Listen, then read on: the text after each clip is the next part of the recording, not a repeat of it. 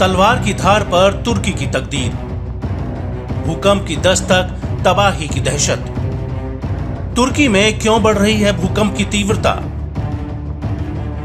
तुर्की को क्या मिटाना चाहता है भूकंप?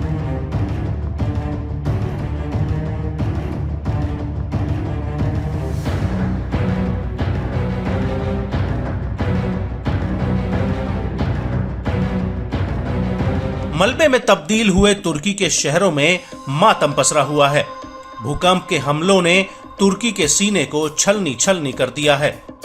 मलबों के ढेर में दबी कहीं चीखें गूंज रही हैं, तो कहीं पहाड़ बने मलबे के सामने लोग अपनी बेबसी पर दहाड़े मारकर रो रहे हैं। ये वो लोग हैं जो जानते हैं कि उनके अपने इस मलबे में दबे हुए हैं, लेकिन चाहकर भी उन्हें बचा पाने की हैसियत में नहीं।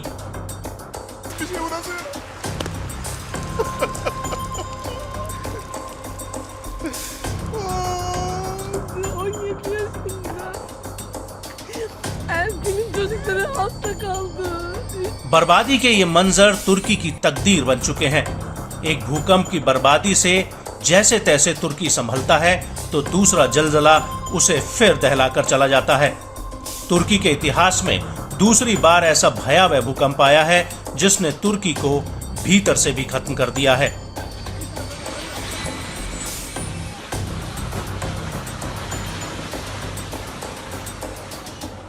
मौजूदा जलजला सोमवार की सुबह तुर्की को मानो नक्शे से हटाने के लिए आया हो। 7.8 तीव्रता के इस भूकंप से 5000 से ज्यादा इमारतें जमींदोज हो गईं। कई शहरों में इमारतें मलबे का गुबार बन गईं। हजारों लोग लापता हैं, हजारों घायल हैं और हजारों के मारे जाने की आशंका है। तुर्की भीतर से तहस नहस हो चुका है।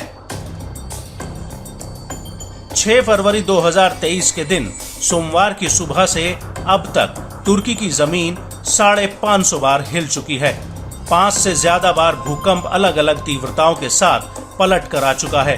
तुर्की, लेबनान, साइप्रस, सीरिया, इजराइल जैसे देश भूकंप की जद में आ चुके हैं, लेकिन तबाही ने तुर्की की अलग दास्तान लिखी है। बड़ा सवाल यह है कि आखिर तुर्की में ही क्यों कुदरत कयामत बरपाती है।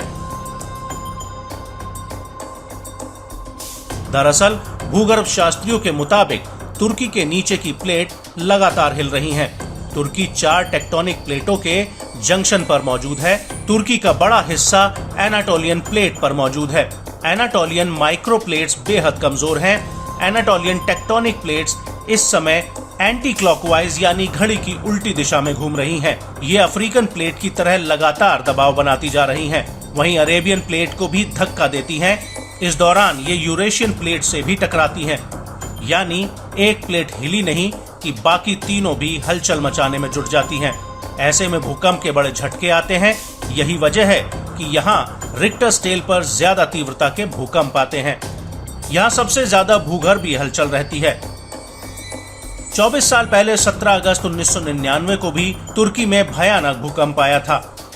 उस वक्त 7.6 की तीव्रता का भूकंप आया था, जिसमें 17,000 लोगों की जानें गईं। अब 24 साल बाद उससे भी कहीं ज्यादा तीव्रता का भूकंप आया। ऐसे में चिंता की बात यह है कि तुर्की में लगातार भूकंप की तीव्रता बढ़ती जा रही है।